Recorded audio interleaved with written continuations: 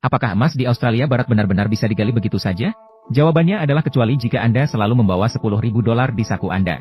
Jika tidak, kemungkinan besar akan dibuang di padang gurun. Minggu lalu panen emas sekitar 2.691 gram atau sekitar 86,5 ons. Membuat Lodot harus memikirkan tentang ekstraksi ekor tambang.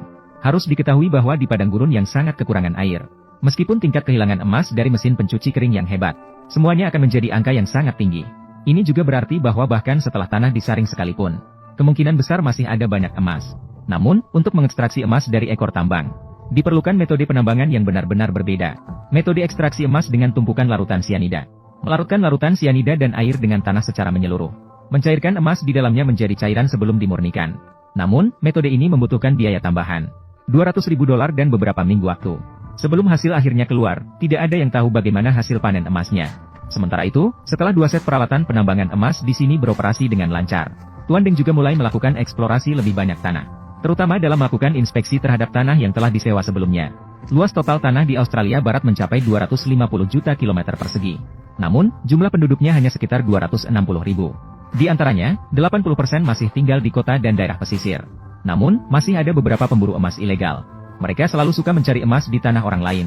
Terkadang ketika suatu tanah menemukan banyak emas, pemburu ilegal lainnya selalu berdatangan. Sebagai pemilik tanah, Tuan Deng benar-benar frustasi. Memang memiliki terlalu banyak tanah tidak selalu baik. Kami baru saja tiba di tanah pertama yang akan kami inspeksi. Di tanah tersebut, terdapat lubang besar. Tampaknya seseorang menggunakan mesin besar saat mencuri emas di sini. Namun, di daerah terpencil yang luas seperti ini, tidak ada cara sama sekali. Lau Deng yang menahan amarahnya hanya bisa memimpin rekan satu timnya satu. Jejak segar di tanah menandakan pemburu mungkin belum jauh pergi. Sang tua yang marah segera mengendarai kendaraan mengikuti jejak roda untuk mengejar. Cepat menemukan pria yang mencuri emas di tanah miliknya sendiri.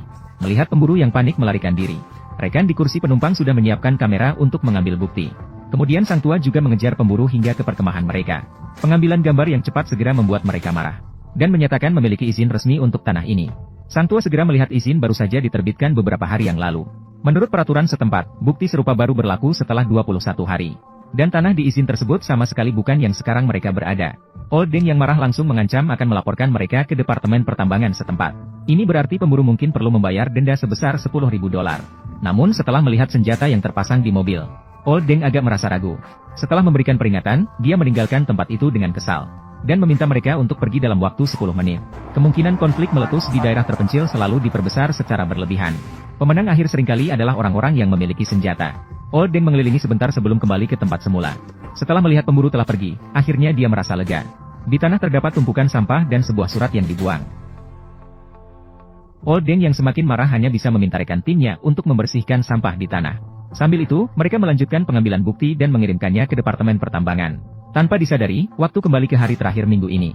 Untuk menyediakan cukup uang sewa untuk metode pengolahan emas selanjutnya, Lau Deng memutuskan untuk menguangkan sebagian dari emas yang telah dipanen. Namun sebelum dijual, yang harus dilakukan adalah proses pemurnian terlebih dahulu. Emas yang telah dilelehkan dituang ke dalam cetakan. 2 batang emas besar berkilauan dengan berat bersih 61 ons sekitar 1.897 gram. Total nilainya hampir mencapai $100.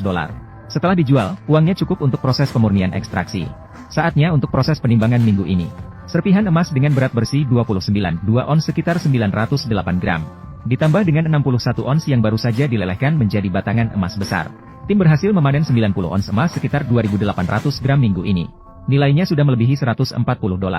Total panen emas sepanjang tahun menjadi 246 ons. Sudah melebihi separuh dari target total tahunan sebesar 400 ons.